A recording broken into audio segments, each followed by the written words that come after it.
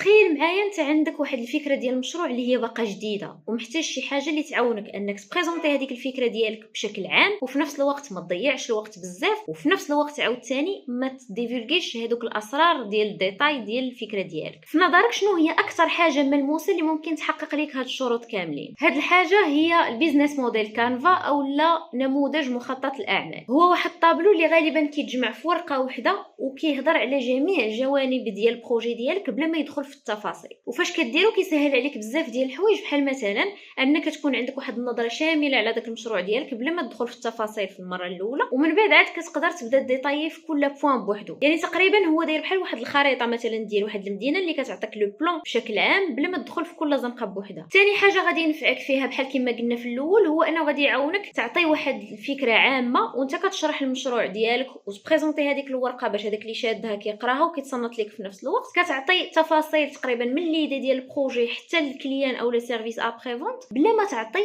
تفاصيل السريه ديال البروجي ديالك، باش على الاقل تقدر تاخذ بعدا الموافقه المبدئيه ديال هذاك الشخص، ومن بعد حتى الا كان اوكي غادي يدخل معاك الى اخره تكون انت وجدتي واحد الكونطرا دو كونفيدونسياليتي مثلا اللي غتسنيوها بيناتكم. عاد هذيك الساعه تقدر تعطيه واحد ليتود دو بروجي ولا بيزنس بلان.